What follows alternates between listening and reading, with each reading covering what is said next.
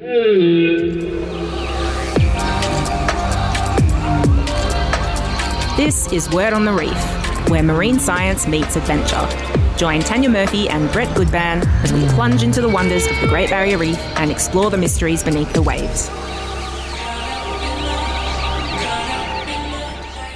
Good morning and welcome to Word on the Reef. I'm your host, diver and marine conservationist Tanya Murphy, and joining me as always is Cairns Aquarium's marine educator and fish whisperer, Brett Goodban. Good morning, how are you?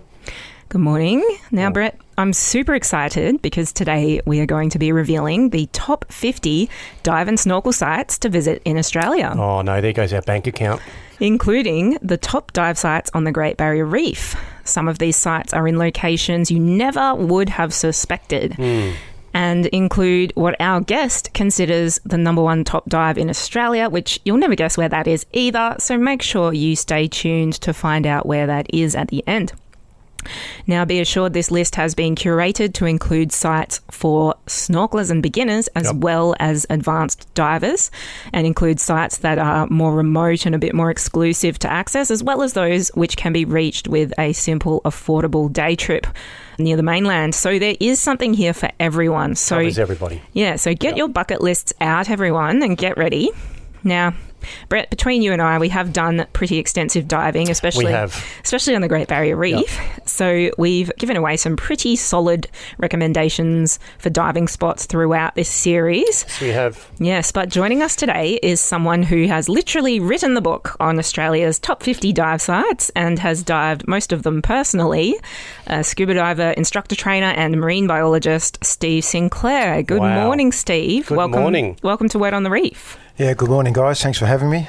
It's great to have you on the show. Now, I hope it's not rude of me to give away hints to your age, but you do have quite a lot of years of diving experience under your belt, don't you? One or two from my open water course back in 1972 at Melbourne Uni. And I'm up here with my mate who did the same course to dive cothole. Oh, that's great that you guys are still diving buddies from 1972 until now. Absolutely. Beautiful. And so I understand you actually started snorkeling when you were just 10. Tell us a bit about your discovery of the marine world.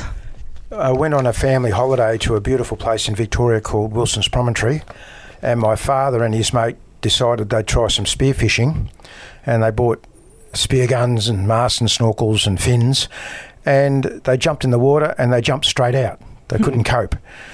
And it took me probably 60 years to realise why my father didn't cope. He couldn't swim, because when I taught him to scuba dive, or tried to, he couldn't cope. So I figured he couldn't swim, he didn't like it, so my father's mate and son and I inherited the gear, and away we went. Haven't stopped since. Wow, I can't believe Dad kept that secret for so many years. Yeah, I got him in the shallow end of the pool at my dive centre down at Queenscliff in Victoria for a short period of time, but he certainly wasn't comfortable. And look, I have over the years as an instructor found a lot of people think that scuba diving will solve their water fear problems. Let me assure you, it won't. You need to go to the pool and learn to swim first. Yeah, you definitely need to be confident of putting your face in the water before you do your scuba diving course. And you would know, since you've been dive instructing since before I was born. Oh, and me too, by the way. I see here in your bio that you were Australian scuba champion in 1981. What does that mean? I didn't realise that you could be a champion of scuba diving. Yeah, what's that all about? In the 60s and 70s and probably through to the end of the 80s, the Australian Underwater Federation used to run diving conventions. They had spearfishing championships, which was a little bit of a slaughter that I wasn't comfortable with, but they did have scuba diving championships as well. Basically, it was a theory event, which was basically an exam covering diving theory. They had practical events and you got points. And the person with the most points at the end of the convention got the title. You are one of the best scuba divers in Australia, at least in 1981, and probably even better now. There's been a lot of water under the bridge since then. Well, it's one of those things that you just increase your experience the more that you do it, I suppose. You don't really lose it. Yeah, exactly right. And look, it's a skill when you learn it properly. It's a skill you have for life and a passion you can have for life. Yeah. So, yeah, any listeners out there who haven't done their scuba diving license, make sure you're comfortable swimming first, like we said, and get amongst it. I'm feeling quite competitive. When you talked about getting points for scuba diving correctly, I was like, oh, I wish they had that competition now. I would enter it. Oh, yeah, I'd be into it too, for sure. It's really good for honing your skills. Yeah. And there was a lot of instructors came out of those conventions that were really good scuba instructors, and a lot of them are still in the game, my age, which is great to see. We're surviving, just. And so, Australian Scuba Champion, and you've also owned and operated scuba diving businesses from 1977 onwards, including numerous different ones in Melbourne, and you've co-authored and self-published numerous diving texts and manuals. Wow. And you're still an active scuba diver today. So I feel so lucky that we were able to meet you and get you live in the studio with us today. Yeah, absolutely. We're not going to meet many more experienced scuba divers than who we have in the room today. So perfect person to be able to learn about some of the top dive sites in Australia. Now, Steve, you're the founder of the Great Australian Dive Challenge. So, as we've just been saying, I love a challenge. Can you tell us what that is about and how people can get involved? The challenge is based on the website 50greatdives.com, where I put together, in the early 90s, I put together a list of dives that I thought were 50 good dives, 50 great dives. And it was meant to be a manuscript for a book. And it just got shelved in an envelope. And then about 10 years or so ago, I thought that manuscript might make a good website. So I went down to Mum and Dad's garage in Queenscliff in Victoria, and I found the envelope, and lo and behold, the manuscript was there. And I pulled out the list, and the current list probably still has 35 to 40 of those original dives still on it. Mm-hmm. So it hasn't changed much. They've all continued being the great dives. Yep. And then I thought, well, we've got the list out there. Maybe it'd be great to see how many of those dives a diver could do in a year. So last year we ran the challenge, and we had divers diving all around Australia, trying to dive as many of those 50 dives as they could. The list also had added to it the 7 ex-warships that we're lucky enough to have scuttled around Australia. And we added 12 snorkel sites for snorkelers to get involved. Mm-hmm.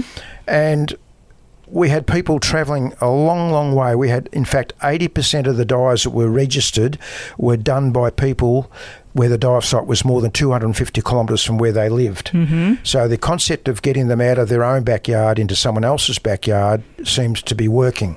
And we partnered with the Australian Marine Conservation Society to try to raise some money for them. We've raised a few $1,000s, which is a good start. And we've got the challenge happening again in 2026 for the calendar year. And the theme for next year's challenge is Amazing Animals and Wrecks. Awesome. So I understand that people can register their interest on your website now if they're interested in participating. So if there's any listeners out there that love diving and want to actually go in the draw to win some amazing prizes, make sure you register at the 50greatdives.com and you'll get updates to enter that competition. And I think it's important for people to understand that even if you can only afford to do 1 or 2 of the dives, and even if you're only a beginner or a snorkeler, you could still go in the draw to win amazing prizes. Isn't that right, Steve? Yeah, every dive you register, you get 3 chances to win a prize. There's a draw for a 3-night cod hole liverboard with Spirit of Freedom. Wow. And there's a second draw for a 3-night cod hole liverboard experience with Spirit of Freedom.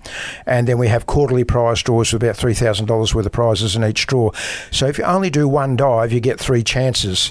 In fact, one of the winners of the cod hole trip last challenge had only done 3 dives. Yep. So it's 1 dive, and you're lucky you'll be in there with a chance to win a prize. Of course, the more dives you do, the more chances you get. Yeah, and there is a prize for the person who does the most overall? Yeah, there is. There's a prize for the person who does the most overall, a prize for the person that does the most wreck dives. That's an Apollo dry suit. And there's a prize for the person that does the most amazing animal dives. At the moment, that prize is a full weekend of diving at my favourite place down at Port Phillip Heads in Melbourne. Awesome. So that prize of the cod hole that you mentioned is valued at thousands of dollars, isn't it? $2,900. Wow. That is a very exclusive, top-notch dive trip that, as you mentioned, someone won just by entering the competition and doing 3 dives. So anyone out there that thinks you might do any of Australia's top dives next year, make sure you get involved, because Steve is trying to grow this competition and then make it even bigger and better. And thank you, Steve, for donating some of the proceeds towards the Australian Marine Conservation Society, which is that we've interviewed some of their campaigners on this series, and they're doing amazing work to help protect the marine life. So that's another really good reason for people to get involved.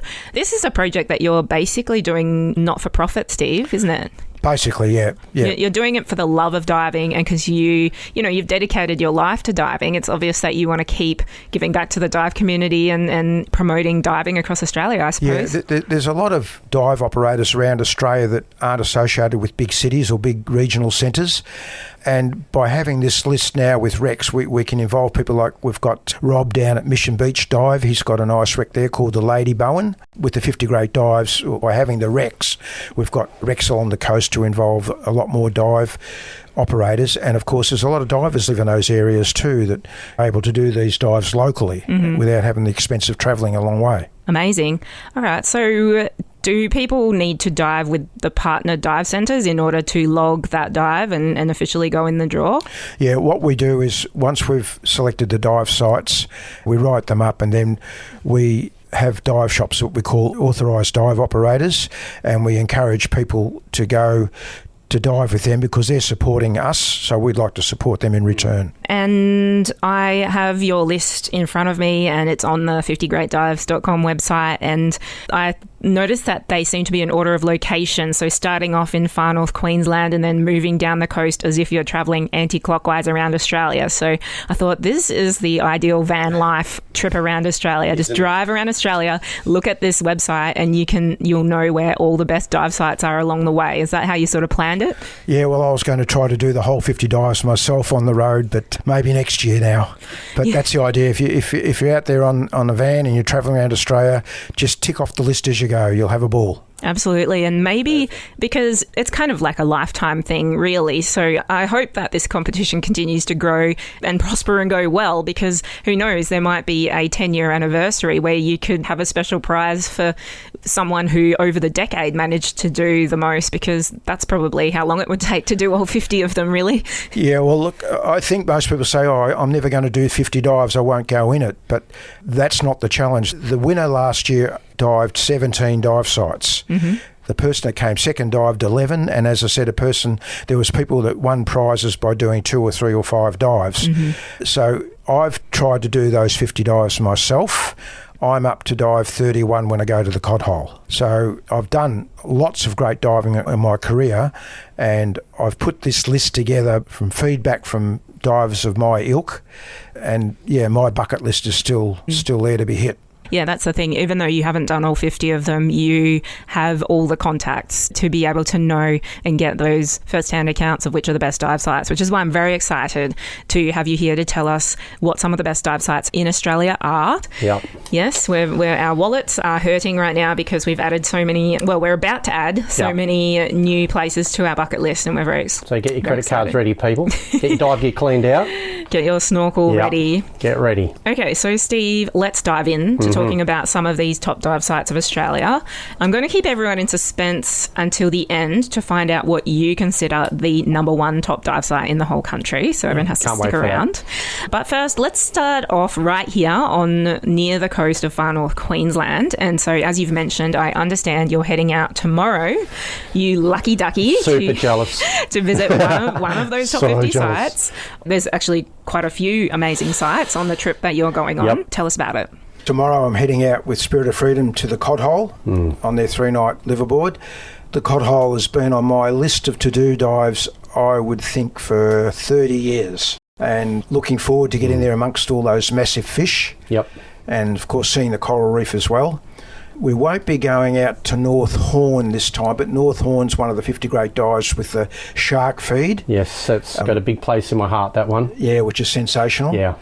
And, of course, when the season's right, you can do the dwarf minke whales. Yep. So Cairns has got 3 really, really good dive sites in the 50 great. And we are looking at doing a day trip dive site, introducing that. That's under discussion now, a dive site called the Three Sisters. Mm-hmm. Oh, yeah. Yeah. And I'll try to see if I can get that done this trip, just to have a look at it. And then we go down south to Townsville to do the Ongala. The Ongala, yeah. The Ongala was probably rated as the best wreck dive in the world. Oh, it's phenomenal. And I was lucky enough, Pete and I, our trip last year was the Ongala, and we went out there with adrenaline, snorkel and dive, and had a ball. We were the first in at dawn, and the fish were just unbelievable. Yeah, best time of the day to dive.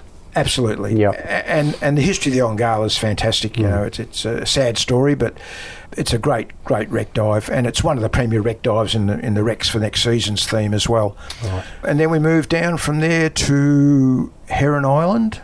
Heron Bommy. Amazing. Heron Island, and another one on your list, Lady Elliot Island. Lady Elliot. Those are two of my top dive sites. Yeah, in the Heron world. Bommy. Jacques Cousteau, when he was around, had Heron Bommy as one of the best dives he's ever done. So that comes pretty well I'm so recommended. gutted. I haven't dived that yet. Yeah, sensational. And of course, Lady Elliot, just pristine coral, manta rays. We've got the blowhole there. The blowhole's a sensational dive. I remember doing that in about 1981, a long time ago now. Haven't been back since. And then we move a bit further south, Flinders Reef off Mooloolaba. Mm-hmm. Well, I just want to interject because it's a long list of 50 dives. So those are the ones that are on the Great Barrier Reef. So to wrap up, that's the list for the Great Barrier Reef. And so would you say that you've done most of those, Brett? Yeah, I have. I've done all of the Northern Coral Sea, Osprey, North Horn, Steve's Bommy, Cod Hole. We used to do the cod feeds up there back then as well. Just all the entrance, all that area, and then all the way down through Norman, Saxon, Hastings, all this part of the world. But I'm sad to say I haven't done Lady Elliot Island or any of that yet. Well, I can pick up where you left off there because I think you've spent more time up in the north. Yes. I have been to the Cod Hole though, and I'm excited for Steve that he's getting to go there tomorrow. And obviously for any listeners who aren't familiar, the cod, it's the potato cod. Yes. Yep. So this is a species that can grow, how long, Brett? Up to 2 metres and just over 100 kilos. Yes, they are a big, hefty fish. Yes, they're very chunky. Yes, but they're not going to harm you. You No, just they're can very dive with them. inquisitive. They're very friendly and inquisitive. They'll come up to you for a selfie. Yeah, they will. They'll photobomb. Yeah, so people come from all over the world to dive with these beautiful, gigantic cods. Yep. And it's actually a bit of a happy story because their numbers were less ever since, I think, one of the cyclones smashed that reef, but apparently they are back in good numbers now. Yeah, I heard that not that long ago, actually. Yeah. Yeah. We used to have a couple of really, really friendly moray eels, too, that used to hang out with us. An unlucky person actually got bitten by a moray eel. Do you remember that story? Yeah, I do, and that's why we have that saying, isn't it? Stick your hand in the crack, you won't get it back, it's a moray.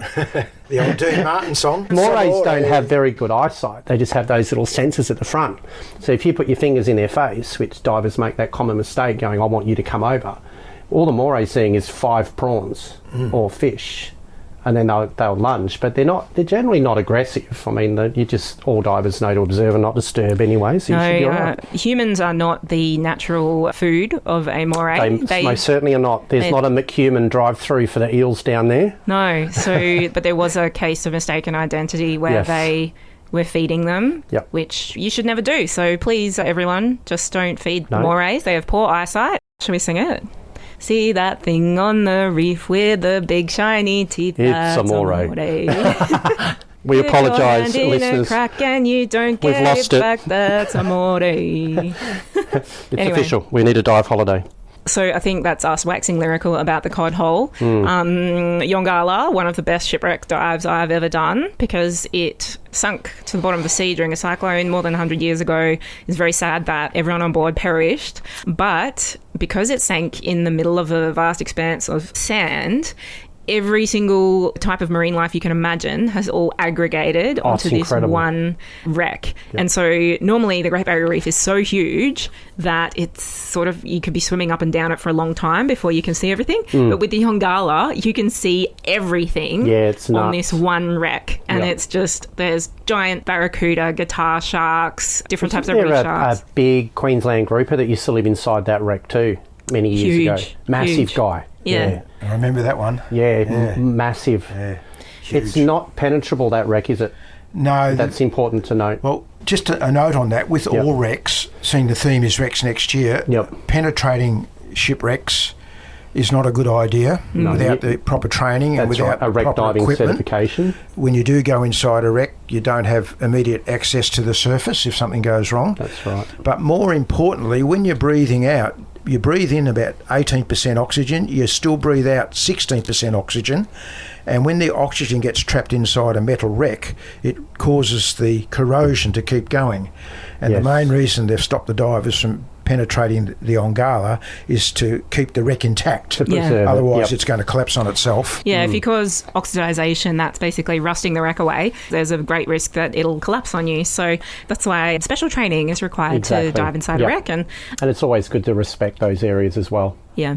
And so you mentioned Millen Reef Three Sisters, which is, as I said, one of my favourite reefs, because whereas Cod Hole, you're going on a 3 or 4 day liveaboard cruise, which may not be for everyone's time schedule or budget, but you can do a very affordable day trip from Cairns and go to the Three Sisters. Now, it is 3 towering pinnacles coming up from about 30 metres deep.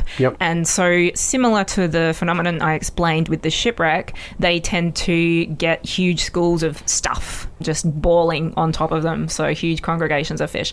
And I did snorkel there recently, and even though we did have some coral bleaching on the shallow areas of that reef over the past couple of years, because there's cooler water coming up from the depths, they're still largely intact and lots of amazing things to see. Despite those sort of threats and risks coming from climate change, it's still my favourite dive site that you can easily get to near Cairns. It's magical. Yeah, I had a bit of an interaction with a lot of barracudas there once. Yeah, I'm looking forward to doing it. Kind of like the shine of my camera. Yeah, so for anyone that is thinking, that sounds a bit more within my budget and ability level, you can just go as a snorkeler from a day trip from Cairns. There's multiple different dive boats and companies that go to Millen Reef. However, it does depend on the conditions of the day. So, Steve, you were telling me earlier that if people book to do a particular site in the competition and that site is not accessible due to conditions, they could still get points from a backup site. Like, for example, near Cairns, we have many other very amazing reefs. Yeah, that's correct. And if the dives are cancelled altogether and you live more than 250 kilometres from the dive site, you'll get the credit for booking it. So you don't have to travel back. But we expect locals to give it another go. That's awesome. So just quickly, what's the process? So let's say I do those dives. What's the process of logging it with you guys? You go to our website, 50greatdives.com. You log in to register your dive. There's a simple form to fill out. We ask for the booking receipt number. If you don't have it, send proof via email. And it's a very simple process which should take about 2 minutes a dive, if that. Okay, that's great. So it's a simple login. The login procedure is going to be automatic. We're just working on that at the moment. You use your email address and then just hit login and it registers that and away you go. Less time logging into more time diving. Exactly right. You've got to save the bubble time for bubble time. That's exactly right.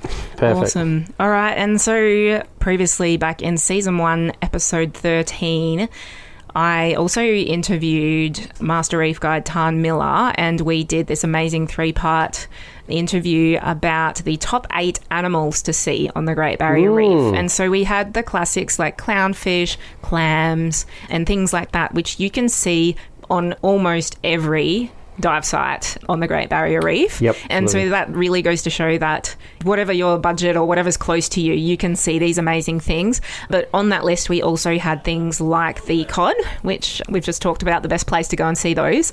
Manta rays, which on those episodes, I talked about my experiences with manta rays down at magical.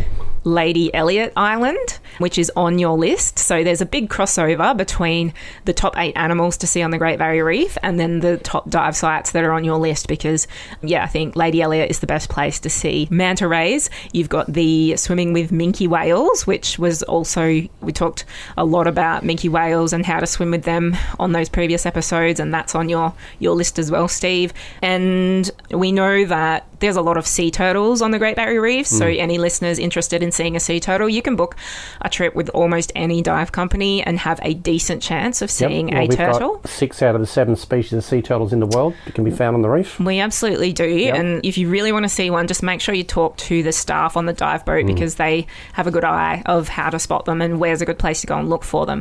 Now, that means that anyone can have a chance of seeing them. But that said, Steve has identified the top place in Australia to find the most turtles. Is that right, okay. Steve? I'm keen on this. Well, I've got a dad joke about turtles, if you like. Yeah. Yeah, we'll have it. Do you know why they call them green sea turtles? Why? They get seasick. I'm so using that in my turtle tour. Yeah, we've put Cook Island on the list out of the Gold Coast on the border of New South Wales and Queensland. They have 300 to 400 resident turtles, including green sea turtles, loggerheads and hawksbill. That's really special to have 3 different species in the one spot. Because like we said, the Great Barrier Reef has 6 out of the 7 species, but I have rarely seen all 3. Especially hawkies being the most critically endangered sea turtle. They are very rare special to see. And I've only seen, the only 2 loggerheads I've ever seen was between Heron Island and Lady Elliot. Yeah, I've seen a few out there, but obviously, unfortunately, the ones that I see most often are in our turtle hospital at the aquarium that we nurture back to health. A very special one called Carlotta that spent a couple of years with us. She was very special and she was a victim of fishing net, unfortunately, but she's been released at Christmas time out in the big blue. She's out there with all the mates again, so... Yeah, it's a sad story about marine animals not getting along with humans or humans not getting along with marine animals. You've got seals that get fishing line around their necks and rope. It's all these shark nets turtles, and everything. Whales caught in shark nets in Sydney. It's a tragedy. So I interrupted you a little bit. Can you tell us more about that location, Cook Island? It's only a short trip out from Gold Coast. So you can be a snorkeler and see it? Yeah, lots of snorkelling there too. Snorkelling, scuba diving, free diving, and turtles guaranteed. Wow. Oh, that's turtle guarantee. I like that. And a lot of other stuff too. That's absolutely amazing. Do they nest there as well during the summer? No, it's a rock island. I don't believe they nest there. Okay, well, I can inform people that Heron Island is a good place to see turtles nesting. They've got the staff, the marine biologists will take you on a tour to make sure that you don't disturb the turtles when they're nesting, which will start soon in summer, and then late summer is when the babies will start coming out. So that's what you have discovered, the top turtle dive and snorkel site in Australia. There's a few on the list which are some of the top shark snorkeling and dive sites of Australia. Can you tell us about some of those? Over this. Well, I suppose let's get rid of the worst one first. That's the great whites. The great white sharks, you can cage dive them in Port Lincoln, South Australia. No experience necessary. And then the other sharks, which are of more concern to me, are the grey nurse shark, which are prevalent from probably Rottnest Island in Western Australia, right around the south coast, as far north as up to Wolf Rock, just off Rainbow Beach. The sad story about the grey nurse shark is during the 60s, late 60s, early 70s, a lot of the celebrities of dive, shall we say, were making their living out of filming themselves spearing grey nurse shark. And you would not get a more docile shark than a grey nurse shark. And that's the thing. They look awesome. They look troublesome because they've got those teeth hanging out. And they're big. But sadly, their numbers dropped right down. And in fact, the grey nurse shark is one of the major reasons why we've teamed up with the Australian Marine Conservation Society. I watched a show, ABC Australian Story, and I was listening to Valerie Taylor talk about the grey nurse sharks and how they're trying to protect them and get their numbers up again, and their numbers are rising again, which is fantastic. And I searched around and I saw that the Australian Marine Conservation Society had a grey nurse thing. I gave them a ring and we formed our partnership. Nice. But most of the animals, we've got 13 animals on the amazing animal list, and most of them have some sort of protection on them. And they're pretty much in trouble, a lot of them. So where you mentioned Wolf Rock, so that's one of the ones on your list, right? They call them aggregation sites. And Wolf Rock is a bit like Three Sisters you described. It's 3 big granite panicles coming off the bottom about 30 metres, fish just everywhere, and grey nurse sharks everywhere during the season. And what a lot of people do when you dive there, they get so carried away with the sharks, they forget to look at what else is around. And it's just a tremendous dive. I've actually done it. So Yeah. Have you? yeah, it's off Mooloolaba, right? No, off Rainbow Beach, the north side of Gagari, Fraser Island.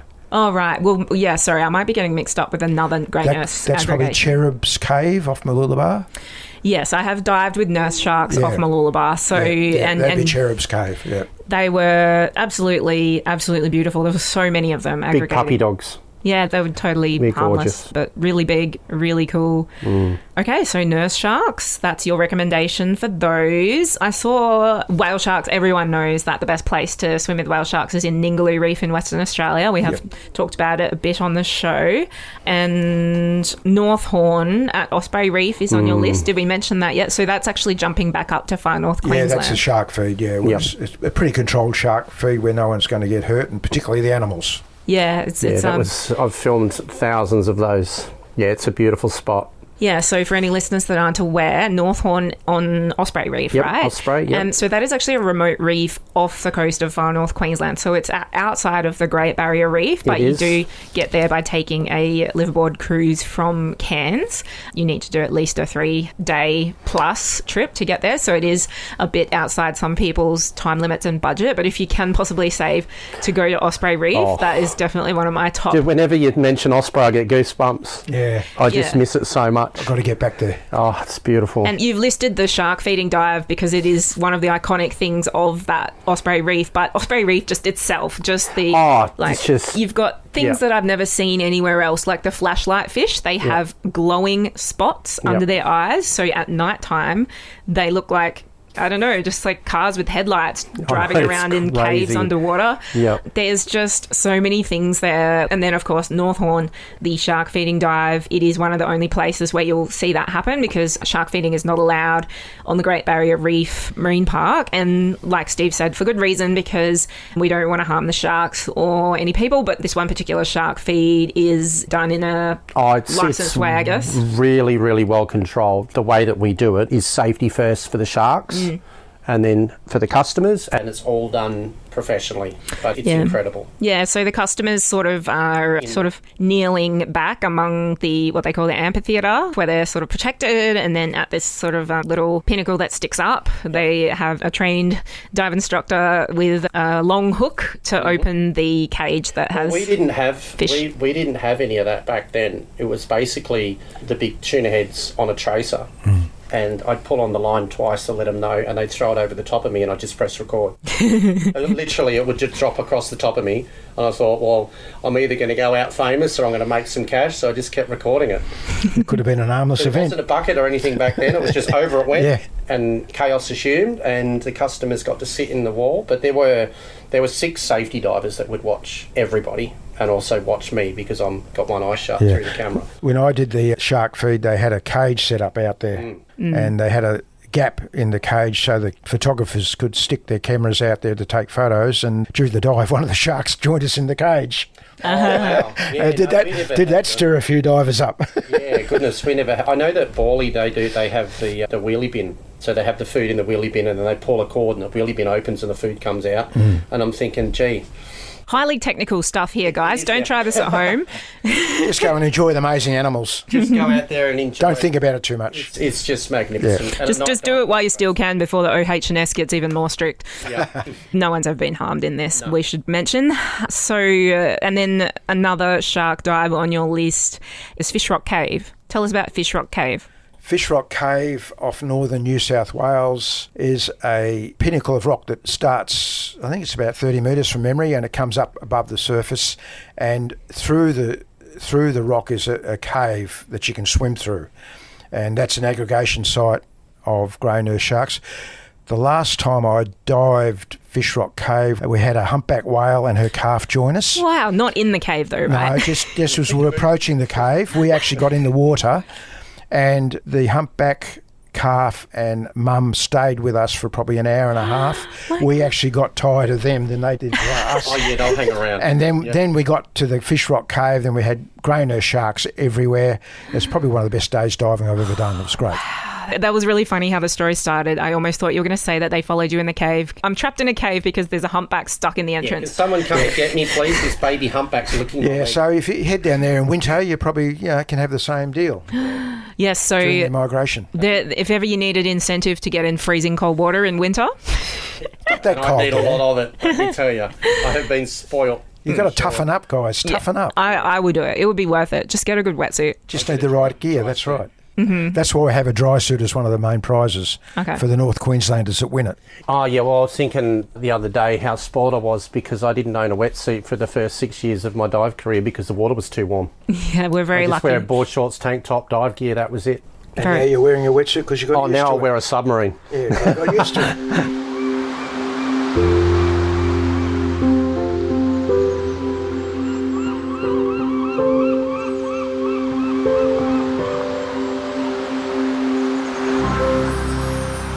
All right, so we've talked about some of the top dive sites and snorkel sites in Australia for seeing sharks, and we talked about manta rays, but Steve, where is the top site in Australia to dive or snorkel with dolphins? Dolphins are around Australia. There's a few licensed dive operators. Mm. And so where is the site that's on the top 50 list? That's in Melbourne. There's 2 specialist charter boats with licences to do those dolphin dives. Mm-hmm. One out of Queenscliff, which is on the western side of the entrance to Port Phillip Bay, and one out of Portsea, which is on the eastern side of the entrance of Port Phillip Bay. And like you said, there's obviously dolphins all throughout the ocean, and I have seen a couple on the Great Barrier Reef, but it's a huge reef, and so I guess there's nowhere you can really be guaranteed that you know you're going to see dolphins. It was just the luck of the draw. Yeah, right. The few times. Oh, and slightly more occasionally we'll see them riding in the bow wave of our boats as we go out there, but usually they don't come up to you when you're in the water. I've only little spinner dolphins. Yeah. To spin out the bow of the boat. Yeah, it's so amazing. Gorgeous. Yeah. I've often seen them doing it with their babies alongside them as well. Yeah. It's just Sort of give them adorable. a big cuddle. So you can just get lucky and have one come up to you on any dive, but it sounds like if you want to almost guarantee it, one of these sites that Steve mentioned is a good idea. I want to make a special mention about the Bunanong dolphin in Melbourne's Port Phillip Bay and East Gippsland Lakes.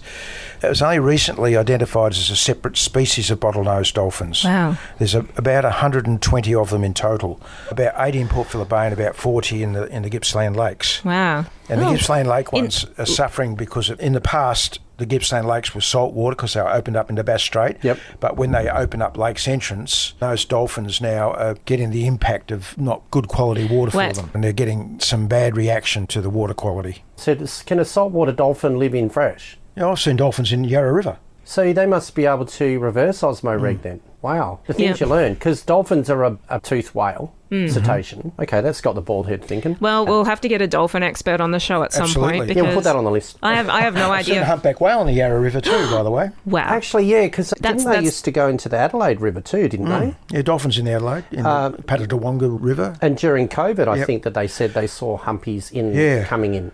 Yeah, so getting back to the Bunanong dolphin, it's a very special dolphin.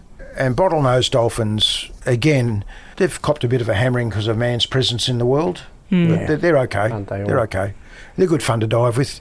Fantastic fun to dive with. What about seals? I love seals. There's so much on my Instagram feed of cute seals playing with scuba divers. I know that we are not supposed to touch the marine life, but the seals, I've seen videos of them coming up to no people. personal space. Yes, I think the seals do not have a concept of personal space because they want to play, they want to come up to you. Is there a place in Australia where we can do that, Steve? Yeah, there's quite a few actually. Montague Island off the south coast of New South Wales has quite a large seal colony. They're actually sea lions, most of them. The difference between a seal and a sea lion is that a sea lion can walk on all 4 limbs and they have external ears. Oh, so they're where more... seals waddle and they don't have external ears. So lions are more land friendly. Yeah, they get around a bit. Yeah. There's also seal colonies around Sydney. And Wilson's Promontory in Victoria. That's the one that's on your list, isn't it? Yep. And we've got a special site in Port Phillip Bay where there's lots of seals all year round. mainly bull seals and young pup seals. They're good fun. They're in the water. It's an interesting thing with the seals because they were hunted pretty dramatically when we first settled, when Australia was colonised, and they have tried to repopulate offshore islands with seals again, and they have taken full-term females back to these uninhabited islands to give birth, but seals will only give birth to where they were born themselves. So even those heavily pregnant females would swim from that offshore island, which might have been kilometres away, come back to Phillip Island, for example, and give birth to their cub. And my thoughts here are, until that population is back to maximum and there's just no room for haul out, that's going to be the same. I think eventually when the seal population recovers, you might see the fact that there's too many seals there, they might start to populate the areas where they're missing because of our hunting of them. And the other thing too is in the southern waters, you'll often see seals just on the surface. They'll have their flippers out of the water. That's cooling off. They're putting their blood into the flipper to cool off. So the water's too hot. Yeah, they get hot. They're pretty well insulated. So like us sticking a foot out the end of the bed sheets to cool ourselves down. Yeah, that's it. Okay. Exactly right. Right. So they're not doing that because they want to wave to us and say hi? No, that's what people think. You can think that if you want, Tanya. That's fine. And they do love to lay amongst the kelp. Now, the thing about when you lay amongst the kelp, if you get tangled in the kelp's going to die and rot and fall off the seal. But when they see polypropylene line that looks like kelp and they get tangled in it because they love laying in it, that entangles them, and then particularly young ones, they'll keep growing, and that'll absolutely strangle them. And we're not on TV, but you can see that photo there that I've got. See that poor seal there? He probably thought he was in kelp. Oh no! And they will eventually die.